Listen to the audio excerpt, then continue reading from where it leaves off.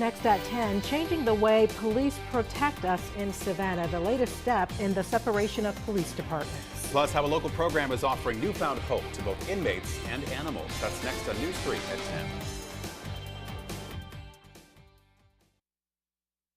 10. Live, on air, and online, this is WSAV News 3 at 10. Good evening, I'm Tina Shaw. And I'm Ben Singer. Thank you for joining us tonight. In our top story tonight, Savannah City leaders are officially sending a message to the state of Georgia about the future of our most prominent local bridge. Call the question. All in favor? Aye. Any opposed? Hearing none, it carries. The City Council unanimously approved a resolution to rename the Talmadge Bridge. They want to cut ties with the former governor, who was a known segregationist. The new name they have suggested is the Savannah Bridge. That decision must be made at the state level, so the governor and the Department of Transportation need to be involved. Before the vote, councilors heard from former mayor and civil rights icon Otis Johnson. It takes a lot of courage to stand up and to do what this mayor and council is about to do. A unified vote will send a message to the county commission, whom I hope will pass a similar resolution, and it will give encouragement to our local legislative delegation to be firm behind the changing of the name of this bridge to the Savannah Bridge. The business community of Savannah wanted a new name when the new bridge opened back in 1991 to celebrate the growth of the port and the city, but that effort failed. Former Mayor Edna Jackson's administration also passed a resolution for a name change but had no luck. Mayor Deloach says the time is now. A time to keep silent and a time to speak. This scripture reminds us the seasons change, and we as a nation have to change. We will drive over this bridge which leads to our city and will no longer be named for a man that divided us. The resolution will now be sent to Governor Nathan Deal, the state legislature, and the Georgia Department of Transportation. The city of Savannah takes another major step forward to form its own police department today. The council approved $1 million to pay for new precincts for officers. News 3's Trish Williford has our crime and safety report. In the case of a divorce, then we have to be able to get out stuff and get out. This is an opportunity for the city of Savannah, for Chief Lumpkin and the city manager and alderman to concentrate on the city of Savannah. They have major issues. It will soon be moving day for dozens of Savannah City police officers who are currently working in 3 precincts owned by Chatham County. Here's a look at the locations of all 6 precincts across Savannah. The county owns the facilities at Whitfield, Islands, and West Chatham. And by next February, county leaders will need to take over their own precincts to house members of the new Chatham County Police Department, which means officers with the Savannah Police Department will have to move. It's the opposite. We have to be able to now operate a full standalone police department. And so we have to have places for our officers to be. We have to have precincts for them to operate. In another bold move towards establishing a separate police department, the Savannah City Council voted to use $1 million to fund the city's own precincts. I still maintain that a merged police department is the best way to go. I certainly hope if there was some miracle by which this could continue, but if it does not, then we have to be prepared to protect our citizens. Though we might be separate departments, we're still partners, and we got to support each other. Trish Williford, WSAV News 3. Now, county leaders say they will work with the city when it comes to sharing space, but they plan to take over the Whitfield location in the fall. In politics today, Health and Human Services Secretary Tom Price says he is cooperating with investigators into his travel on charter flights on the taxpayer's dime. In a statement released by Price, he says he wasn't sensitive enough to the concerns the charters would create. The department says Price will write a check to reimburse the Treasury for the cost of individual commercial business class seats. They say the total cost will be just under $52,000. Price also pledged to stop taking private charter flights during his time in the cabinet. $2.2 trillion, that is how much money a government watchdog group says President Trump's proposed tax cuts could cost the government over the next decade. White House correspondent Mark Meredith is digging deeper to find out why some say tax cuts could hurt more than they help. Republicans are uniting behind one idea. They've been waiting too long for Washington to fix our broken tax code. We want to make sure we had a middle-class tax cut. We're doing everything we can to reduce the tax burden. But Maya McGinnis with the Committee for a Responsible Federal Budget says Republicans are also avoiding the painful side effects of tax cuts, massive amounts of debt. And right now we're only hearing about the goodies. It's kind of like handing everybody out a present, but nobody's paying the bill. And that means that's going to fall on the national debt. That's going to fall on our children. President Trump says tax cuts eventually pay for themselves. That is, once the economy grows. But Senate Democratic leader Chuck Schumer says that doesn't add up. The administration can pay for a $5 to $7 trillion tax cut through growth is simply selling a bill of goods using fake math. But some fiscal conservatives insist that tax cuts will grow the economy. Senator John Kennedy of Louisiana tells me tax cuts will work, but that budget cuts are also necessary. I'm very mindful of the deficit, and we're going to have to do some things that make some people unhappy. You can't make everybody happy.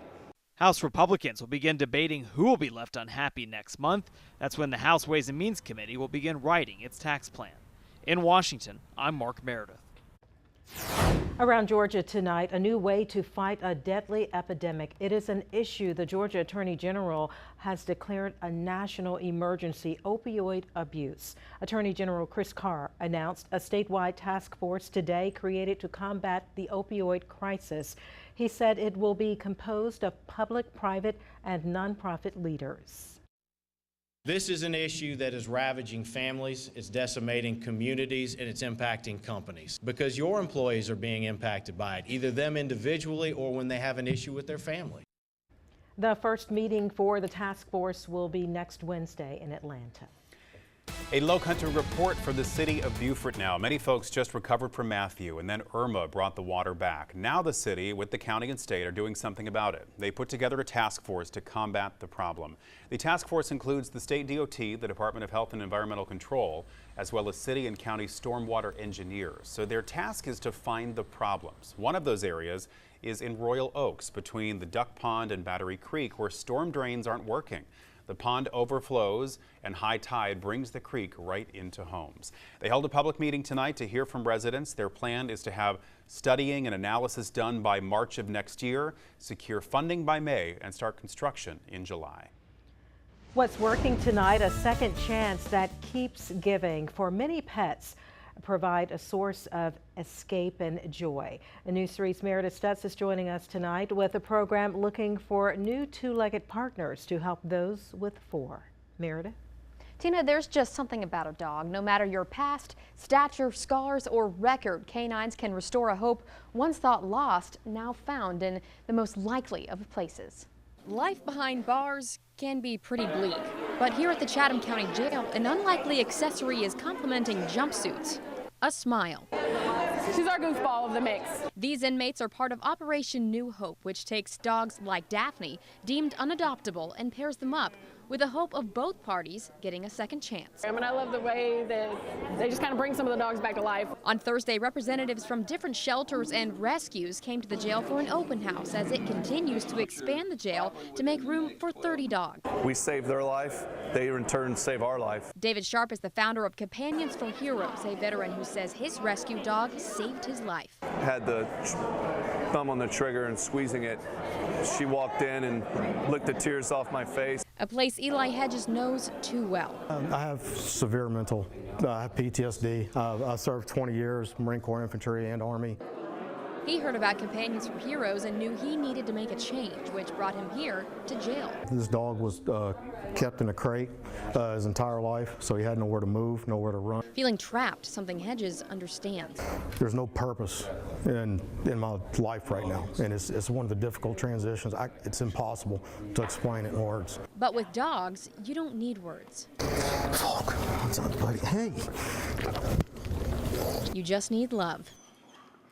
Hedges is in the process of adopting Volk, something he can do once he graduates the program. I want to take him home today if I could. And bring back a laugh, long forgotten.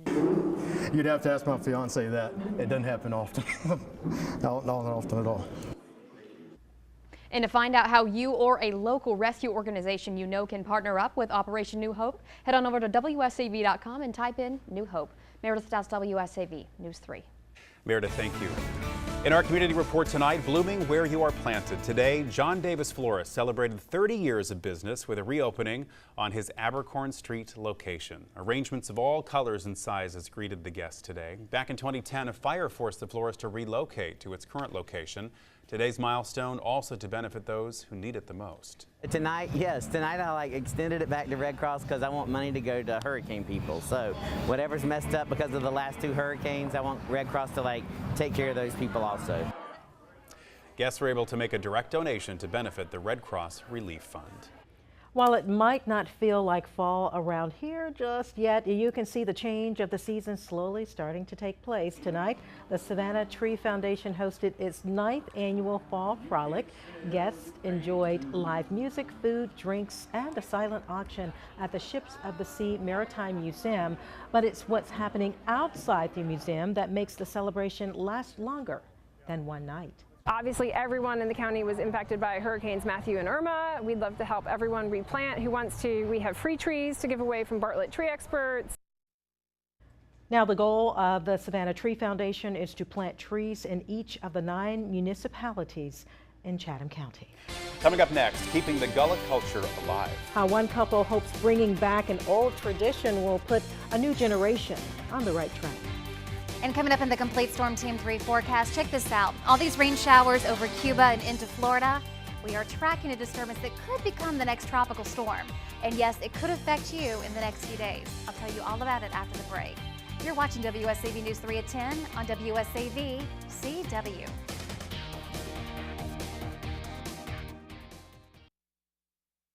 You're watching WSAV News 3 on your side at 10 with Tina Tyus Shaw, Ben Singer, Chief Meteorologist Chris Allred, and Greg Talbot with sports. WSAV News 3, honored with 4 Edward R. Murrow Awards, including investigative reporting. In today's community report, a low-country couple taking a step back in time with hopes of teaching today's teenagers some old-fashioned values. News 3's Holly Bounds is back on St. Helena Island with their story of hope and tradition. Sarah Green knows success doesn't just happen by chance.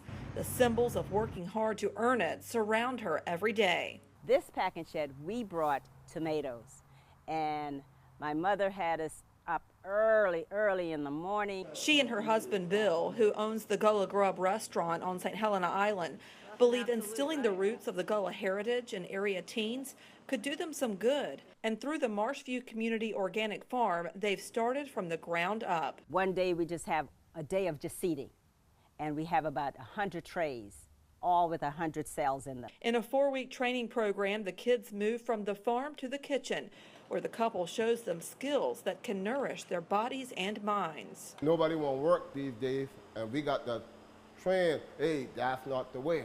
The way is getting out, learn how to plant your food, learn how to harvest your food, and learn how to cook your food.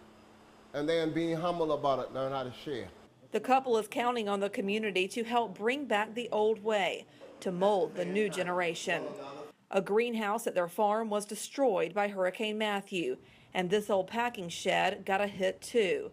Help that can come from the old "it takes a village" concept, a practice found at the heart of Gullah heritage. We didn't have only our parents to take care of us and to manage our behavior and give us encouragement.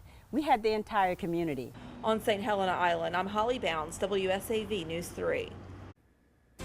Now, Storm Team 3 weather, powered by Spiro's Live Titan Radar.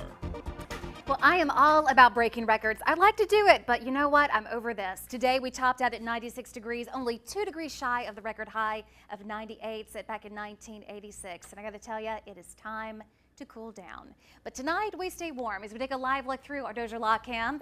Live downtown Savannah, right along River Street under mostly cloudy skies. It is a warm 79 degrees, but that cooler, drier air, it is out there. It's just not here yet. It's 80 in Atlanta, but look how it's already dropped to 69 in Nashville. That's the cooler air, the leading edge of what is going to come our way in time for the weekend. But tomorrow, it's still really warm, just not as hot as it was today. We start off in the lower 70s with partly cloudy skies.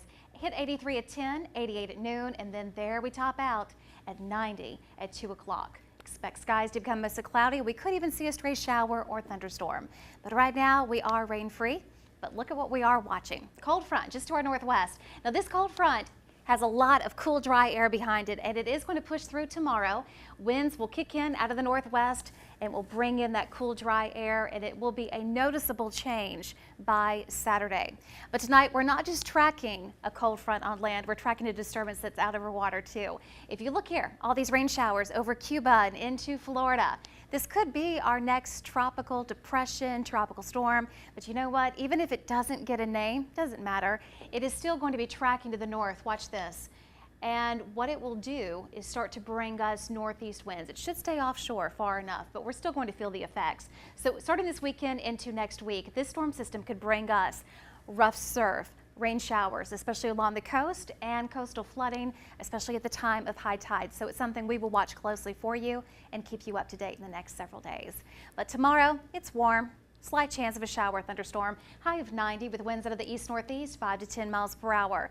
And for tomorrow night, you can still see a few rain showers. It's a lower chance, though. With mostly cloudy skies, we'll drop to a low of 72.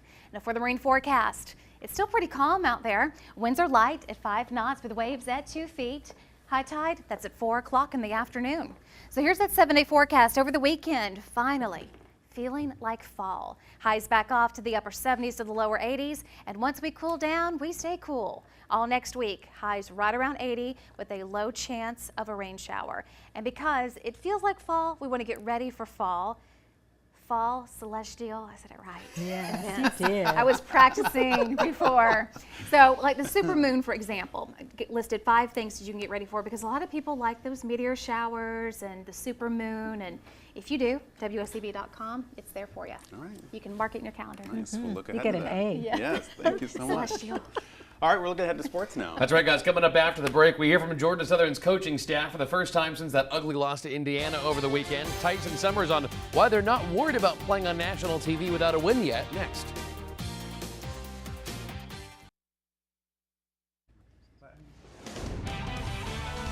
Well, part of being a mid-major Sun Belt Conference team is playing midweek games because that's often where the TV windows are. So following their loss to Indiana last weekend, Georgia Southern now has to wait until next Wednesday to play again, and they'll do it on national TV against Arkansas State. Not only will that be their first home game of the season, but it's also slated for ESPN too. And given that the program has gone virtually winless on national TV since the beginning of last season, you would think there would be some worry in the building, but today Tyson Summers said no dice. No, I think the pressure that we have is the pressure we've already are applying to ourselves and knowing what situation we're in to this point. The beauty of that is knowing that we're 0-0 this week and 0-0 in conference play and trying to do everything we can do to get a win. We're more excited to play in Paulson than we are anything else and worried about what the TV or ESPN or any of those things say. We're just excited to be home. Now, one of the bright spots is that it'll be a good platform for a starting quarterback and redshirt freshman Shai Wertz. Now, even though Southern basically got wiped out against Indiana, he had a good game, close to 150 yards through the air, 2 touchdowns, no interceptions, and the coaches say they like what they see. I think you see him not only each game, but each play, each series continuing to grow. I really do. He feels more comfortable in his own skin. Some of the things that Coach Cook and the offensive staff have given him and some minor adjustments they've made have been able to help him feel a little bit more comfortable as well. So we're looking forward to continuing to see his progress, obviously coming into this week, but throughout the season. Finally tonight, some South Carolina Gamecocks basketball news. Because of hurricane damage to Puerto Rico recently, the Puerto Rico Tip-Off Classic basketball tournament has been moved to Myrtle Beach at Coastal Carolina University. That's where USC will play those early season games. So not only, guys, did hurricanes impact Georgia Southern football, of course, moving their season opener that was going to be at Paulson over to Birmingham, we're seeing it now affect basketball. Hurricane season very active this year, as Chris has been telling you. Thank you, Greg. Yeah. Our final look at the forecast is up next. We'll be right back.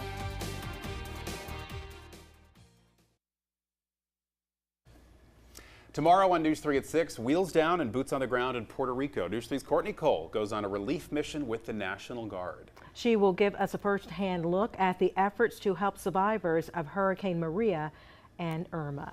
Now, Chris is back to wrap up the forecast for us. All right, well, tomorrow will be another warm day. Not as hot as today, but still warm. High of 90, and we could see a stray shower or thunderstorm as cooler air moves in. Over the weekend, highs will back off to around 80. All right, thank you, Chris, and thank you for joining us for News 3 at 10. Join us tonight at 11 on WSAV.